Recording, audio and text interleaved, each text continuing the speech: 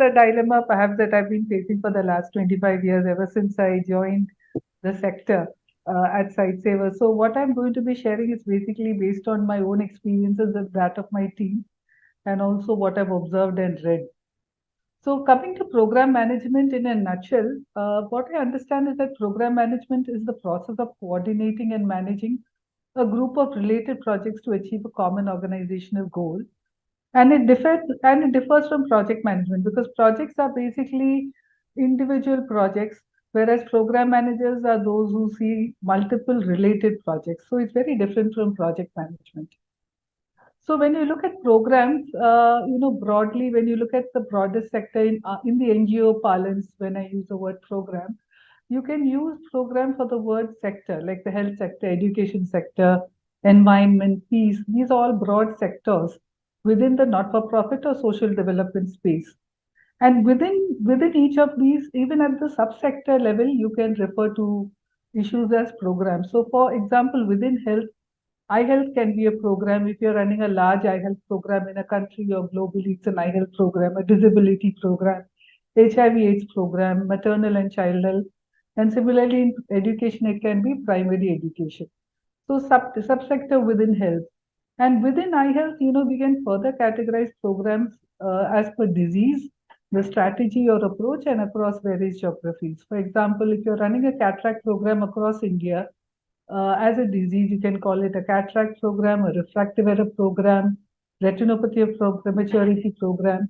And similarly a strategy, if somebody could be in charge of all the vision centers in a particular geography. For example, Mr. Gaut here, right? So he's in charge of the vision center program at Aravind, or a training program. So when you look at a broader area linking up various projects across various geographies, also you can refer to it as program. Now, who are the stakeholders? There are different stakeholders involved in program management, primary being community. We are here because of the community. And of course, next comes the internal stakeholder, that is us, the organization, the team and the board, and all those who are directly involved within the organization.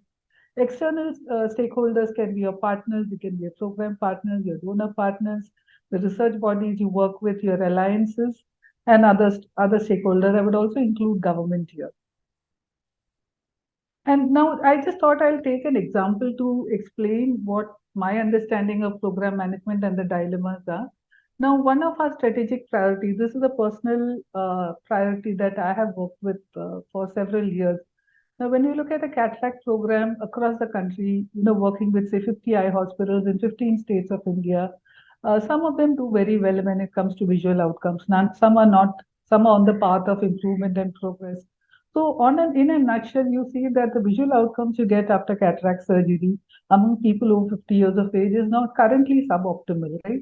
Because you have just 75% in the very good and good category vision after surgery, and then you have 15 at borderline and 10% having poor vision. Whereas ideal or aspirational should be at least 85 with very good and good vision, 10 with borderline vision, and poor with, I mean, this is the minimum. The maximum, 5% of people it should not be more than 5% of people with poor vision after cataract surgery. So this is an example I thought I would take to share. So when I look at this as an example, of course, this applies to all the programs that I can think of. So what are the drivers of program management? What would help me reach my aspiration of best corrected visual outcome as per national government and international standards? So the key drivers for program management, in my opinion, are strategic thinking. It's important to prioritize strategic thinking over tactical responses. You have program coordination, that is coordinating various projects between partners to avoid redundancy and to meet schedules. Then you have stakeholder management, right? You have so many stakeholders that I just defined, various stakeholders to work with, internal, external, and also even people at the distance. Primarily, our beneficiaries, I hate the word beneficiary, are primary stakeholders or our clients or the community that we work with. Resources, which could be people and of course financial and technological. Risk management, to define and mitigate risk to minimize damage to the program. Reporting, very important, reporting on metrics and providing status updates through throughout the cycle, and of course, organizational change. Any improvement requires change, and that change sometimes is not very pleasant. It can be difficult. So, helping to drive organizational change through agile transformation. And here, with Mr. Tata's demise, I think it has touched many of us in personal ways that we perhaps cannot understand. And when I was reading about him, I came across wonderful thoughts that he had to share. So, one of the thoughts that really resonates with this particular area of my message is when he said that I don't believe in leaving things to luck, right? Nothing, it's not only luck, you have to really work hard and you have to prepare very hard. So program management just doesn't fall in place through luck or chance. There's a lot of hard work, lot of thought and preparation that goes into program management. So some of the dilemmas, again coming and specifically focusing on the improvement in visual outcomes after cataract surgery, so that we can focus on a particular issue and then think through the dilemmas that we face as program managers. When you're working across the country, for example, I'm just limiting myself to the country, not going beyond India. So some of the dilemmas you face when you work with various stakeholders, one is of course ethical dilemmas. Before I talk about ethical dilemmas, what I would like to share is my understanding of dilemmas are largely linked to mindset. We're working in a particular way and you have to change your way of thinking and change your ways of acting.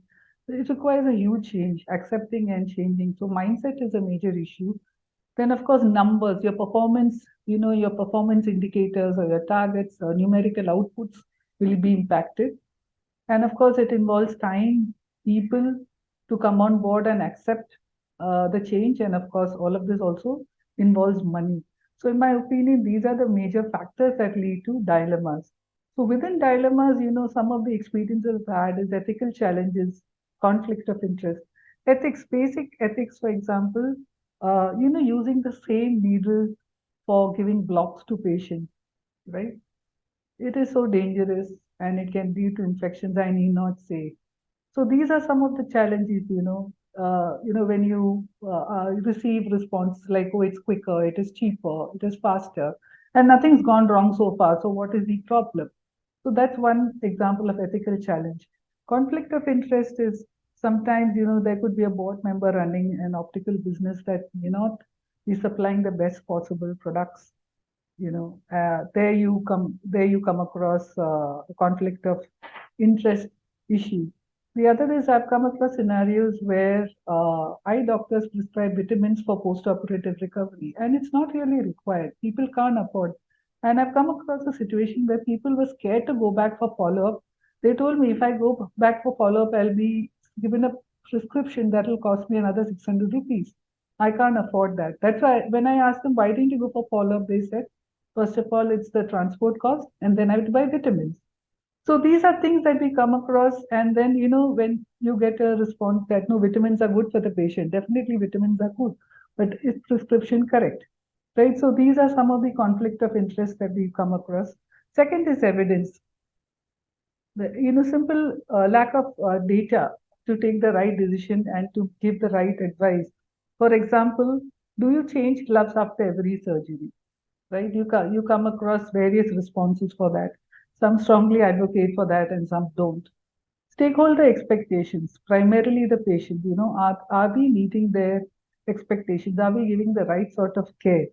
When, patients are not given some optimum food, you come across responses like, yes, everything is free. So if the dal is a little cold, it doesn't matter, right?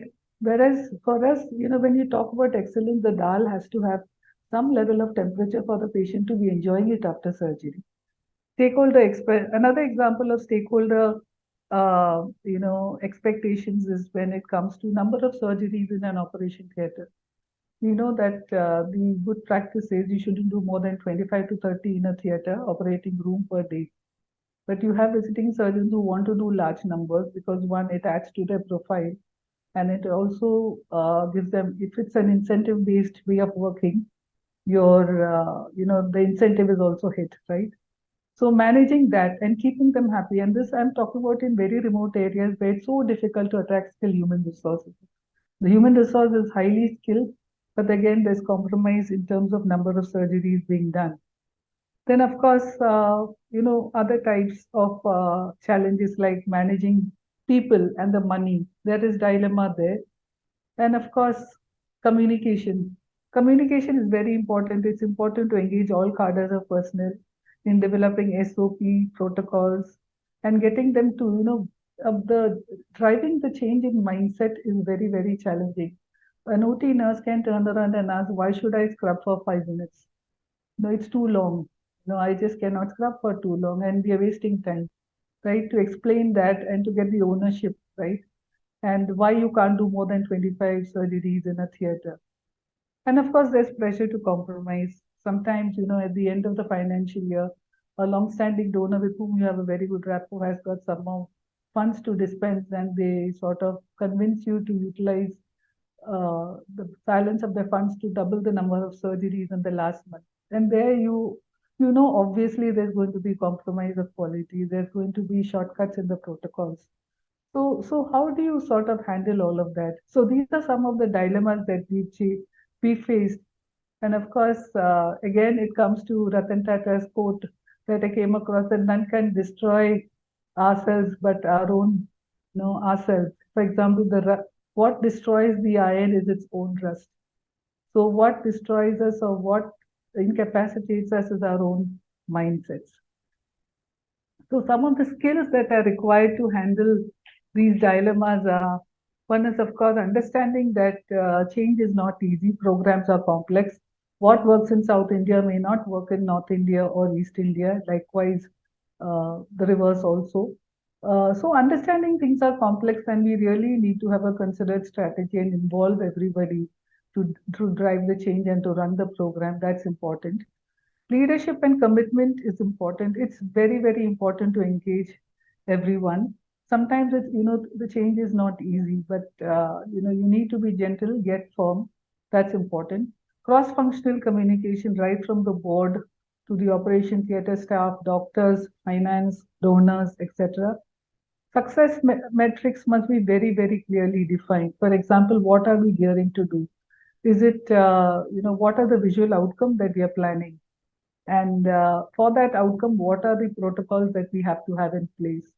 All of this calls for integrated planning and therefore broad change management.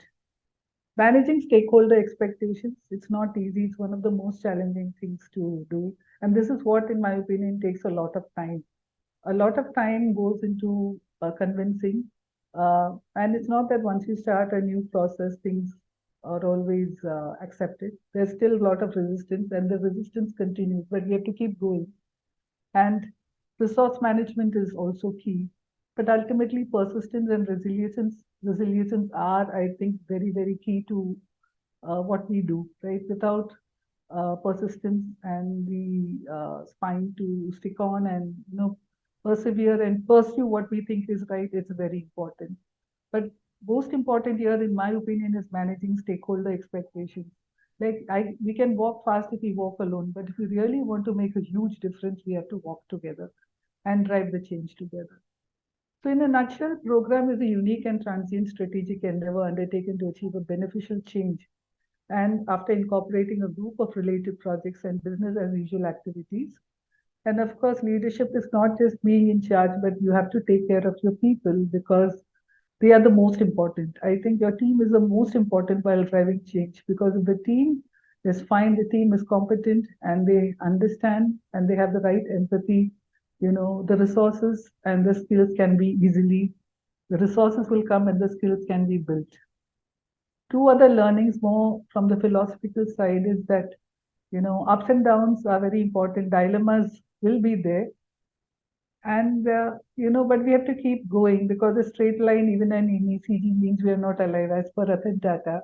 And again, empathy and kindness are the greatest strengths of a leader or a manager because with empathy and kindness, we can work much better, especially in understanding our team and working together. So thank you.